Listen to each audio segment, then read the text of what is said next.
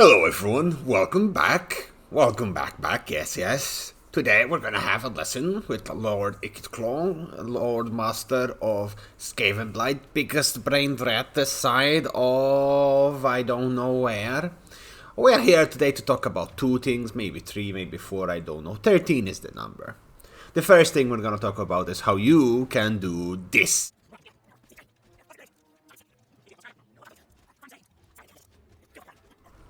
Yes, my dummy subject test item thingy is good. Max work well, good. Yes, and apart from moving wherever you want, however you want, whenever you want, you can also stop your enemies from moving after you because you can block them, you can lock them in, and you can make magic stuff. And with that, guys, welcome back to another video with Linksy. We'll get to that madness in a second, but first I would like to show to you a number of things, namely the movement bug, and of course explain to you how this works, and the movement stoppage bug, or rather creating an impossible terrain. I don't have a really cool thing to call it. So first things first, let's just quickly explain the movement bug. I think you've already understood it more or less from how I explain it over here, and that's really short with fake Ikitclaw test dummy 1, but I think it's important to test it again. So it is very simple how it works, and as you can see, currently we have a Congo line of assassins, and we also have our fake test dummy over here. So essentially how it works is each hero has a small area around them that is impossible for someone to jump into. You could I cannot use the underway because that's glitched in, but essentially speaking, you'll notice here, if you pay attention to the movement range, nothing changed because we moved into the zone of control of that hero when we slightly were pushed back. The reality is that zone of control that we are not supposed to be in is actually smaller than what the computer, the game, notices where we should be moving, because since this is a grid-based game, we'll still be able to move. So the way this works is that, essentially speaking, let us close this, is that the first hero uses movement and the second hero does not. Very easy. It also works with armies. Armies is a little bit trickier, but essentially speaking, you can still do the same. As you can see, we use 4 movement %, whereas it would have been more. Let's say this takes 65%, and if we do this, we are able to preserve all of our movement range relatively easily. If you have any problems with this, just watch as I click very softly around, and you'll notice that my movement range does not go down, and it takes a little bit of practice, but you can do that. The second thing I'd like to show you is this. So as you can see over here, we have again our test dummy, and he's trying to pass through the pass. Now let's say we want to pass and block anyone else coming up from this side to follow us. It's very simple. You should start getting your assassins, and in this case the first few you place them up right next to each other, such as that. That way they're still positioned there normally, but they have minimal gaps.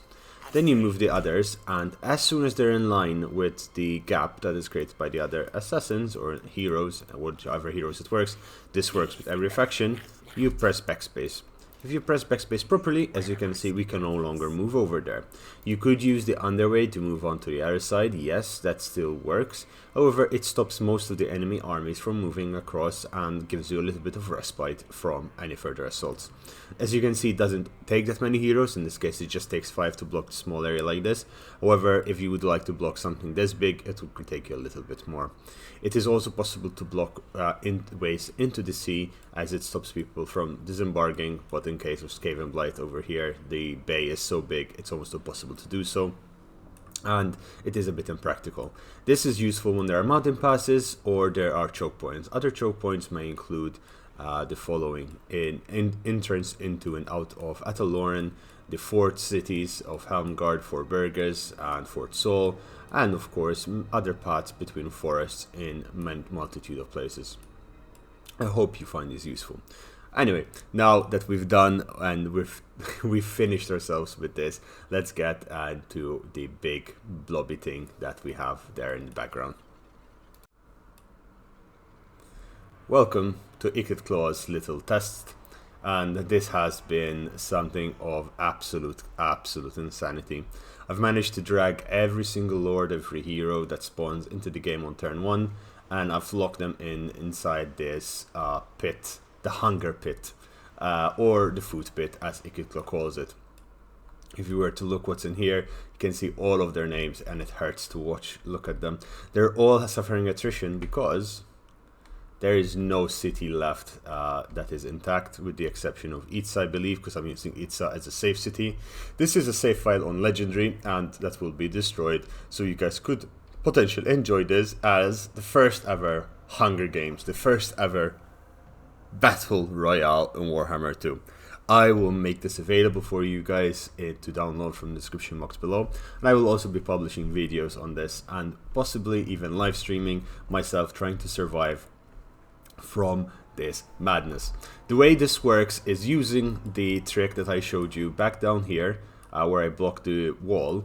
In the most impractical way of possible, I spawned in hundreds and hundreds of heroes and I aligned them, which took me like 5 hours to just do the wall, another like 2 or 3 hours to put people together. It took a long time. I have an unreasonable amount of time to use. As you can see, nothing can leave because we have an army in here, which I am going to disband because that army was here. Sole reason to show you cannot move out. As you can see, this army is quite interesting as it has units that are not really Skaven at all. And the game lagged slightly. The reason why the game is lagging slightly is... 1 second for the events to come up. There are a lot of events happen. Factions encountered. We've encountered every single faction.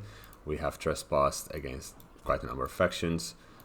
Provinces secured and provinces lost. War declared. We've declared war on Baston and Itza, and we've collected and lost some resources.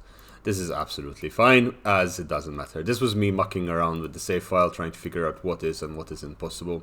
As you can see, a lot is possible, and a lot has been done. Okay, just close this down, close that down, perfect. Anyway, I hope you guys enjoyed this. If you do enjoy this content, please give the video a like, give the channel a subscription. It does help a lot, and I'll be able to bring you more of this content. If you have any ideas on what I can do with this, what sort of combinations, what sort of dooms I can create, like custom scenarios, this will be absolutely crazy. This scenario, I'm going to put myself as Ikitlo in a position where I can see myself relatively survive. Since this is on Legendary, I'm going to give Ikitlo a little bit of a better army than this, because frankly speaking, even with all possible technology, if they decide to attack you over the enter, and that is a lot to fight against. I mean, it lags just hovering over them, and there are thousands. When I say a bit better army, I probably give him like a Plague Lock Catapult and a Warlock Engineer, because that's going to take a while to get. It will be interesting to see what the AI does, where the AI goes. Of course, there are AI which are such as Pirates of Certosa, which are not suffering any attrition, whereas everyone else who has no city is suffering attrition. Of course, we will suffer the most attrition since we will not have any cities, and the AI has like 90% reduction on attrition. This city will be gone. Again, like I was glitching and stuff, I'm trying to understand how the map works. Ladies and gentlemen, hope you enjoyed this, hope you found this entertaining and useful, and I'll see you tomorrow. Bye bye.